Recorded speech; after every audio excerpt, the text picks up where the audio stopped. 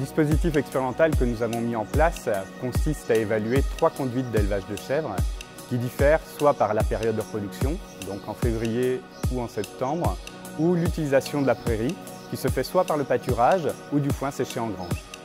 Pour évaluer les performances économiques, environnementales et sociales des conduites mises en place, nous mesurons sur le long terme un ensemble d'indicateurs concernant les prairies, concernant l'animal. Et par exemple, sur les prairies, nous évaluons leur niveau de production, mais également leur composition et également leur niveau de valorisation par la chèvre, alors que ce soit par le pâturage ou le foin séché en grange.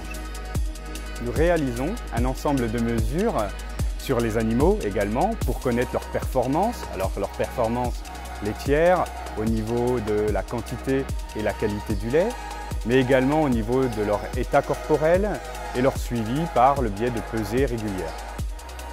Pour limiter l'impact environnemental de nos conduites, nous avons l'objectif d'améliorer l'autonomie alimentaire. Pour cela, nous avons fixé l'objectif à être à au moins 80% d'autonomie à l'échelle de l'exploitation.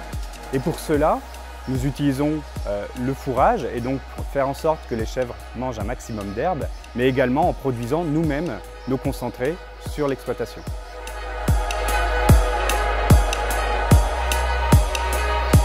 Pour l'ensemble des conduites, nous cherchons à limiter l'utilisation des molécules de synthèse et pour cela nous n'utilisons aucun pesticide ni azote minéral pour la fertilisation puisque pour cela nous associons des graminées et des légumineuses pour assurer cette fertilisation. Pour gérer le parasitisme gastro-intestinal qui est un problème des élevages qui pratiquent le pâturage, nous évaluons également différents types de plantes qui contiennent des molécules, des composés bioactifs secondaires qui auront une action antiparasitaire et pour cela nous menons des essais avec une cure de pâturage durant 3 semaines avec du plantain ou du sainfoin.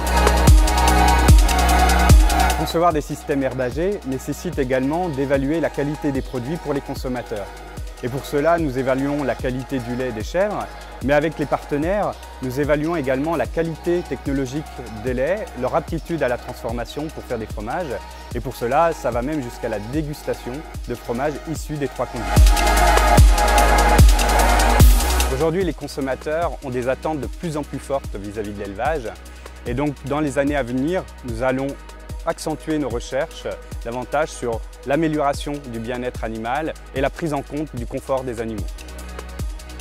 Dans un contexte de changement climatique, nous allons également accentuer nos recherches dans les prochaines années pour évaluer des solutions techniques et rendre les systèmes d'élevage caprins plus résilients face aux aléas.